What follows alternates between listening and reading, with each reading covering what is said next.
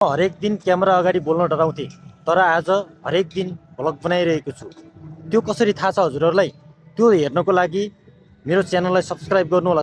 साथीहरू, welcome back to my new vlog. आज मैले घरबाट सुरुवात गरिनँ, किनभने मैले आज केही कुराहरू सेयर गर्नु थियो हजुरहरूलाई हैन। युट्युब खोलिसकेपछि अरूहरूको भिडियोहरू चाहिँ स्क्रोल गर्थेँ हैन, हेर्थेँ, उनीहरूको स्टोरी राम्रो लाग्थ्यो। तर मैले आफूलाई चाहिँ मेरो साथीहरूले, मेरो आफन्तहरूले, मेरो छोराछोरीहरूले हैन, आउँदा पिँढीहरूले पनि मेरो भिडियो हेर्नेछन् र मबाट केही इन्सपिरेसन लिन सिक्नेछन्, मबाट कुनै कुराहरू उनीहरूले सिक्नेछन्। त्यो भएर पनि साथीहरू मैले चाहिँ भ्लगिङ स्टार्ट गरेँ हैन।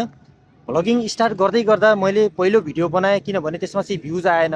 तर मलाई चाहिँ डर थियो कि मेरो हातहरू काप्थ्यो हैन, मेरो हात जहिले पनि मेरो हातहरू काप्ने गर्थ्यो र मैले हात काप्दा काप्दै पनि भ्लगिङ जर्नीलाई चाहिँ मैले यहाँ चाहिँ इन्ड गरिनँ। किनभने साथीहरू, मलाई जहिले पनि के छ त भन्दाखेरि मलाई चाहिँ सफल कसरी हुने भन्ने छ कि हैन, अगाडि कसरी बढ्ने भन्ने कुरा छ।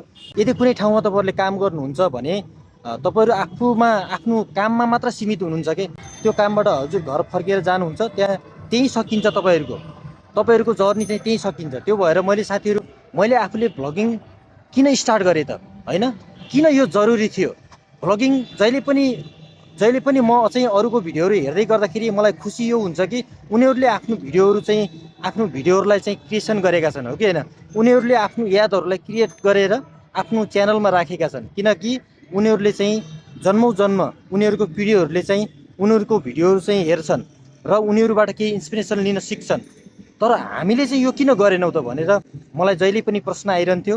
र when I started vlogging journey हैन, त्यही भएर साथीहरू मैले चाहिँ आफ्नो भ्लगिङ जर्नीलाई चाहिँ अगाडि बढाउनुको लागि मैले आज सुरुवात गरिसकेको छु। म यहीँ रोक्दिनँ, किनभने साथीहरू मैले चाहिँ अहिले मेरो चाहिँ भ्युज आइरहेको छैन, मेरो एउटा फ्यान फलोइङ छैन हैन। तर म मान्छु कि मबाट धेरै कुराहरू गल्ती भएको होला, हजुरहरूलाई चाहिँ कुनै मेसेजहरू दिन सक्दिनँ होला।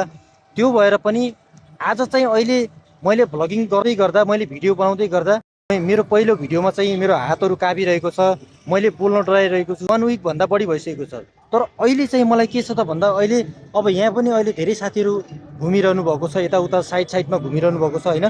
तर अहिले चाहिँ मलाई लाज छैन, किनभने मैले यो जर्नी चाहिँ, यो कुरा चाहिँ, यो भ्लगिङ जर्नीलाई चाहिँ मैले पहिले नै सुरु गर्नु पर्दो रहेछ कि हैन। म चाहिँ धेरै नै लेट भइसकेको छु साथीहरू।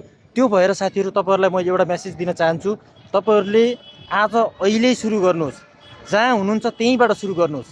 तर मलाई पनि सपोर्ट गर्नु होला साथीहरू, किनभने म अहिले नयाँ जर्नीमा छु। तपाईँहरूले सपोर्ट गरिदिनु होला, साथ दिनु होला र च्यानललाई चाहिँ अगाडि बढाउनुको लागि सब्सक्राइब पनि गरिदिनु होला साथीहरू।